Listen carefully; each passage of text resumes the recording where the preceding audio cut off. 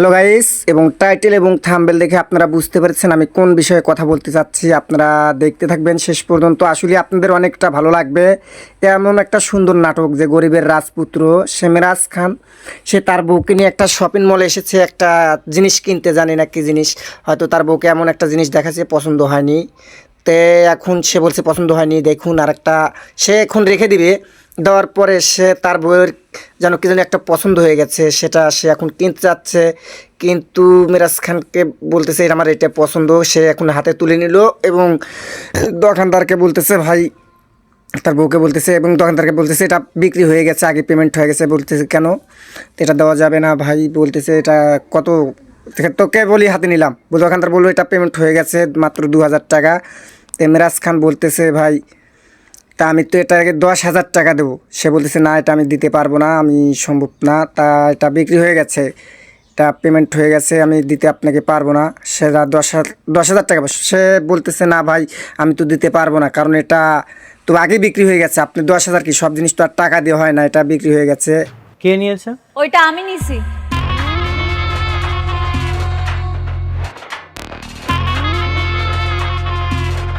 আপনি কাজ করুন, পেড করুন। হ্যাঁ, জি স্যার, বেড করে নিয়েছে।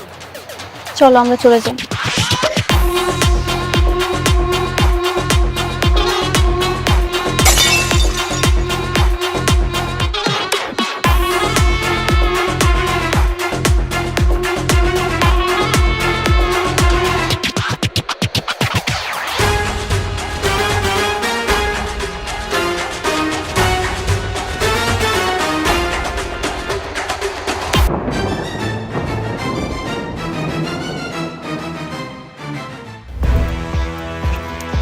আমি কোনো ঝামেলা চাই না। This is one way road. তোমাদের গাড়িটা রং সাইড আছে, তোমরা গাড়িটা পিছাও।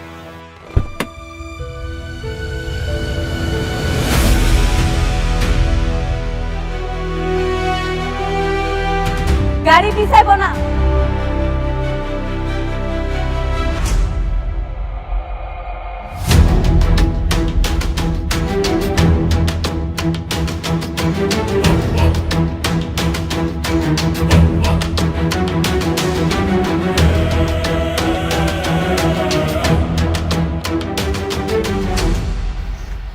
ও তুমি? পিঁপড়ার দেখি পাখা গজিয়েছে। পিঁপড়ার না, এই মেঘলার পাখা অনেক আগেই গজাইছে, সেটা আপনি দেখতে পান। ন্যূনতম পড়াশোনাটুকু তো করনি। কোনটা ওয়ান ওয়ে রোড কোনটা টু ওয়ে রোড সেটাও হয়তো জানো না। তোমার গাড়িটা রং সাইড আছে, তুমি গাড়িটা পিছাও। রাস্তা যাইটাই হোক, আমি একবার কইলাম না আমার গাড়ি এক পাও পিছাইব না, এটাই আমার শেষ কথা। নতুন নতুন গাড়িতে চড়ে কি অহংকার বেড়ে গেছে?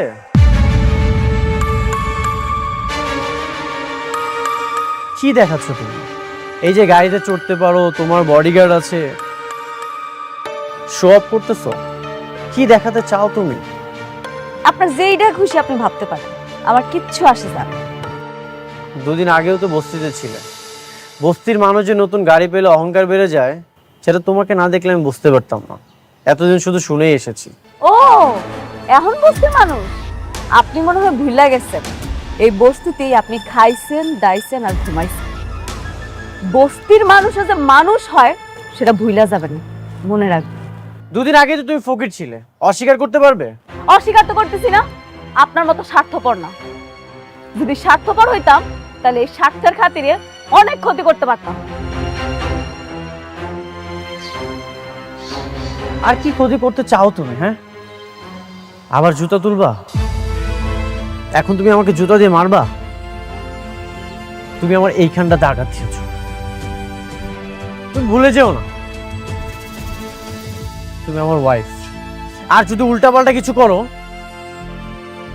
আমি কিন্তু বাধ্য হবো তোমাকে ডিভোর্স দিতে।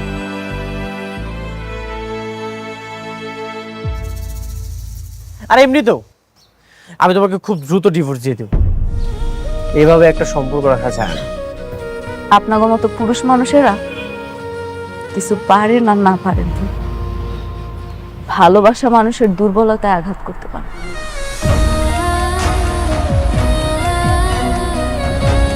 একটা মেয়ে কখনোই তার সংসার ভাঙতে চায় না, তার সংসার গড়তেছে। এত কিছুর পরেও আমি মুখ বুঝে সব কিছু চুপচাপ সহ্য করছি। আপনি ঠিকই কইছেন মিস্টার অনিক, আপনি সবসময় ঠিক ছিলেন, আমি ভুল ছিলাম, আমি অহংকার। আপনার রাস্তায় কাটা হয়ে দাঁড়াইছি তো, এই কাটা সইরা গেল, চলে যেতেছি। আপনার রাস্তায় আপনি যান, চলেন আপনারা। তুই আমাকে কেন কল করেছিস? কি বন্ধুকে অভিনন্দন জানাবি না? আমি তো শালিমা গ্রুপ অফ ইন্ডাস্ট্রিজের প্রজেক্টটা পেয়ে গেছি। কি মিষ্টি খাবি না? মিষ্টি নিয়ে আসবো তোর জন্য। কেন কল করেছিস সেটা বল। কেন কল করেছি জানিস না? তোর বউ সেই প্রজেক্টটা তোকে না দিয়ে আমাকে দিল। একটা জিনিস কি জানিস, তোর বউ না তোর ভালো চায় না। এই বিষয়টা না আমার কাছে কেন কত যে আনন্দ লাগতেছে। আনন্দ হচ্ছে, এই আনন্দের অবশ্যই একদিন আমি জবাব দেব। শোন, তুই আমার একটা চুলও ছিটতে পারবি না। যদি ছিটতে পারিস তাহলে ছিড়িস। তুই দেখবি একদিন আমি অনেক টাকার মালিক হব, কোটি কোটি টাকার মালিক। তখন তোর বড় লোক শ্বশুর আছে না, তোর বড় লোক শ্বশুরের থেকেও আমার একটা বড় কোম্পানি থাকবে, আর তুই আস্তে আস্তে ধ্বংস হয়ে যাবে। ঠিক আছে, আমিও দেখতে চাই তুই আমার কি করিস। তোদের সবাইকে আমি একে একে জবাব দেব, কেউ রেহাই পাবি না। আমি অপেক্ষায় থাকলাম তোর কল্পিত সময়ের। দেখবো তুই কি করতে পারিস। ওকে, গুড বাই, টাটা বন্ধু, ভালো থাকিস। এখনো কি তুমি তাকে বউ বানিয়ে রাখবে? তুমি তাকে ডিভোর্স কি দেবে না? বললাম তো দিয়ে দিব। কবে দিবে? আমি তো তোমার মধ্যে কোনো ডিভোর্স দেওয়ার লক্ষণ পাচ্ছি না। আর কত সহ্য করবে? আমি আর সহ্য করব না, আজকে এর বোঝাপড়া হবে। মেঘলা, মেঘলা, মেঘলা বাইরে আসো। মেঘলা, মেঘলা কোথায়? ওকে ডাকেন, ওর সাথে আমার বোঝাপড়া আছে। মেঘলা, আমি এখানে। কি বোঝাপড়া আছে কম? আমার জীবনের সবচেয়ে বড় ভুল কি জানো? আমার জীবনের সবচেয়ে বড় ভুল হচ্ছে তোমার মতো একটা মেয়েকে বিয়ে করা। এটা আমারও ভুল। তোমার মতো কোটিপতির বিয়ে কইরা আমি আমার জীবনটা শেষ করে ফেলাইছি। তোমার তো সৌভাগ্য যে আমি তোমাকে বিয়ে করেছি, আর এই যে আপনারা একটা অকৃতজ্ঞ। অকৃতজ্ঞ আমরা? কি করছি আমরা? আর তুমি আমাকে জন্য কি করছো? 7 তালা কি দালান বাইন্দা দিছ? আর এই দালানে আমরা শুয়ে বসে আরাম করি, দাসী বান্দিটা কাম করে, তাই তো? কি বললেন? আমি আপনাদের জন্য কি করেছি, কি করি নাই সেইটা বলেন। বাবারে, আমরা জানতাম না তুমি কোটিপতি, আর এটা যাই না আমাকে মেয়েরে তোমার কাছে বিয়া দেই নাই। শোনো, টাকা পয়সা দিয়া সবকিছু হয় না, সবকিছুর মাপকাঠি না। ও আচ্ছা, এখন টাকা দিয়ে কোনো কিছু মাপকাঠি হয় না। এই যে আপনারা আমাকে ধ্বংস করার প্ল্যানিং করেছেন। প্ল্যান? কি কাব্বা? শোনো, তোমারে নিয়ে যে প্ল্যান করমু এই সময় আমগো নাই। সেই সময় আমাকে নিয়ে কেন থাকবে? এখন তো তোমার সব সময় নাইট ক্লাবের সেই রং বেরঙের মানুষদেরকে নিয়ে। এখন তো তোমার চলাফেরা বড় বড় অফিসার, বড় বড় পোস্টে যারা আছে তাদের সাথে। অনেক সামলা কথা কও। আমার বস্তিতে আইয়া তুমি আমারে অপমান করবা, তোমারে আমি ছাইড়া দেবো? এমন মাইয়া আমি না। তুমি নষ্টামি করে বেড়াবা আর আমি তোমাকে নিয়ে কিচ্ছু বলবো না, এটা তুমি কল্পনা করলে কিভাবে? আমি তোমাকে আজকে ফাইনাল ডিসিশন জানাতে এসেছি। ফাইনাল ডিসিশন আমি জানিয়ে দেব। ডিসিশন? কি কি ডিসিশন তুমি দিতে চাও শুনি? আমি তোমাকে ডিভোর্স দিতে চাই। আমি তোমাকে ডিভোর্স দিয়ে আমার ভুল থেকে আমি মুক্তি পেতে চাই। আমি সেই দিনই বুঝতে পারছিলাম, যেদিন তুমি আমার চোখের সামনে টাকার জন্য আরেকটা মেয়ের বিয়া করে ফেলাইছো। আমি তোমার সেই দিনই মুক্তি করে দিছি। এইভাবে না, আমার অফিসিয়াল ভাবে মুক্তি চাই। আমাদের যে কাজে বিয়ে পড়িয়েছিল তাকে বলেন সব ডিভোর্সের পেপার রেডি করতে। আমি আপনাদের সাথে কোনো সম্পর্কই রাখতে চাই না। আমাকে ধ্বংস করার জন্য নিজের ইজ্জতটা ব্যবহার না করলেও পারতে।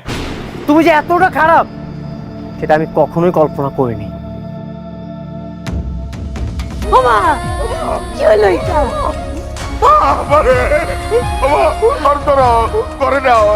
আপনার স্বামীকে খবর দেন, খুশির সংবাদ আছে। আপনার স্বামীকে বলেন মিষ্টি নিয়ে আসতে। কি সুখবর ডাক্তার সাহেব? নতুন মেহমান আসতে চলেছে, আপনি মা হতে চলেছেন। বাচ্চার বাবাকে বলেন মিষ্টি নিয়ে আসতে, মিষ্টি নিয়ে তারপর বাড়িতে যাবেন। কি কি আপনি এগুলা কি কইতাছেন? আমি আমি গর্ভবতী। আব্বা, ম্যাডাম, আমার জামাইয়ের লগে তো আমার কোনো যোগাযোগই নেই। মানে মানে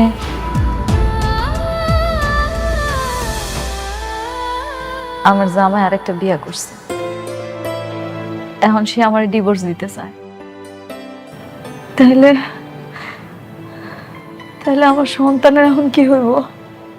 প্রেগনেন্ট অবস্থায় তো স্বামী স্ত্রী ডিভোর্স হয় না, আপনারা নতুন করে আবার সিদ্ধান্ত নেবেন। কিন্তু ওর জামাই তো ওর সাথে থাকে না।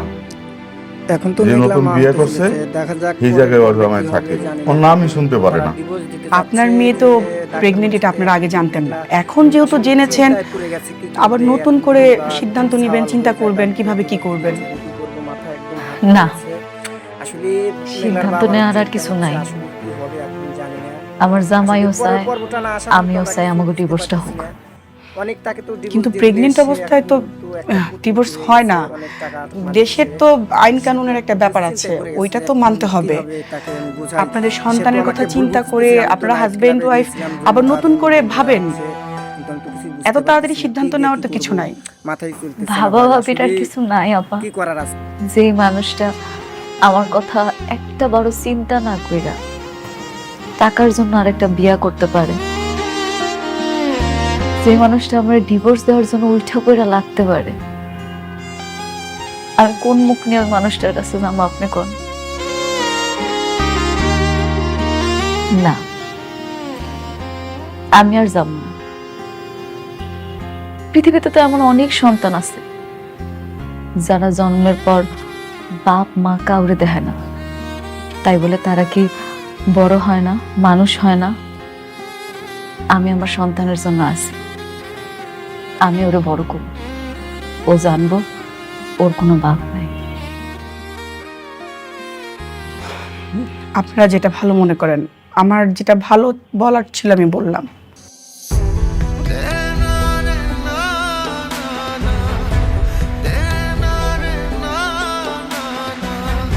ঠিক আছে ডাক্তার আপা, আসি। আব্বা চলো।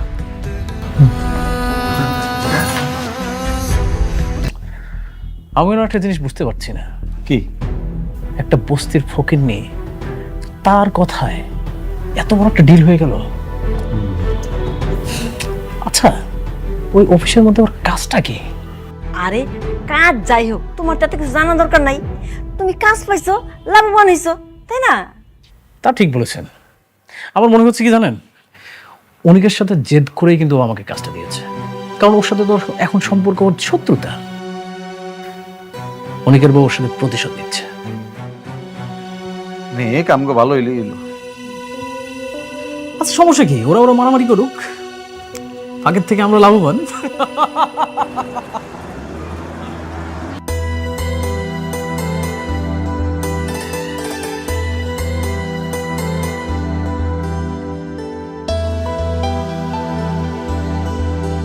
কি ব্যাপার, আপনারা সবাই এখানে খাড়া রয়েছেন যে? Madam, congratulations. আপনার এবং আপনার অনাগত সন্তানের জন্য আমার পক্ষ থেকে শুভেচ্ছা। ধন্যবাদ ম্যাডাম, অ্যাডমিনের পক্ষ থেকে। ধন্যবাদ, একটু রাখেন তো। Madam, marketing.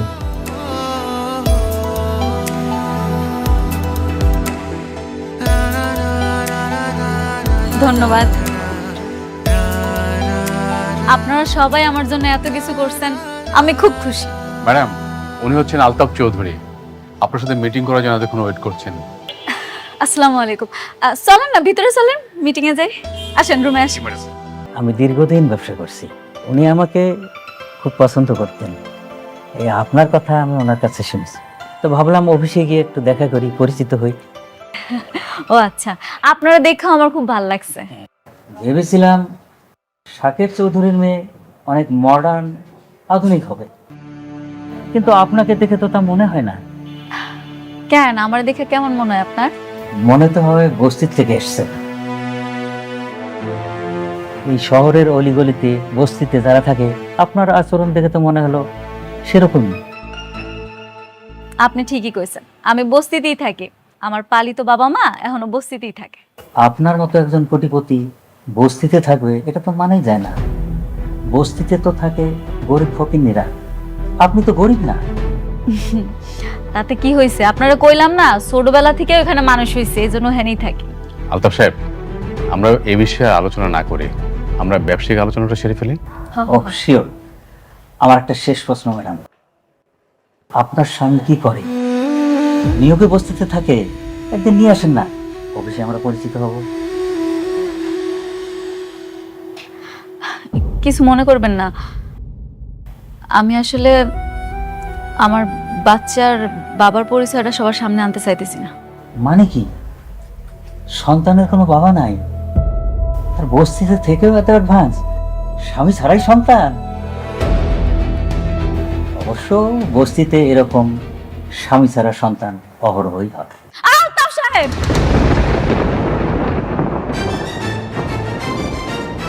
আপনি মুরব্বী মানুষ, আর তাছাড়া এই অফিসের সবচেয়ে পুরনো ক্লায়েন্ট।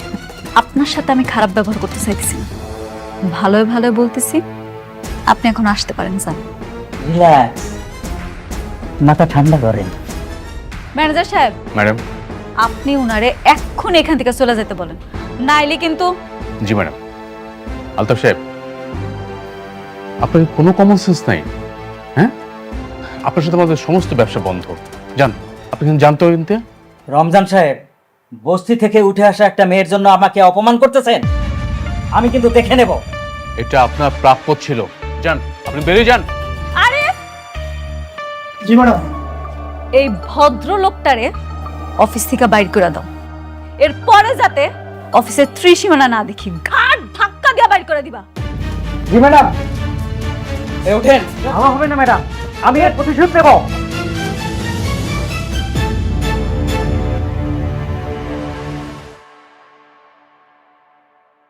উনি আমাদের সাথে বিজনেস না করলে কয় টাকা লস হবে? না ম্যাডাম, কিচ্ছু হবে না, ব্যাপারটা আমি দেখব। সরি ম্যানেজার আঙ্কেল, আসলে আমি ওনার কথাগুলো নিতে পারি নাই। ম্যাডাম, আপনি উচিত শিক্ষা দিয়েছেন, এইসব লোকদের এরকম শিক্ষাই দেওয়া উচিত।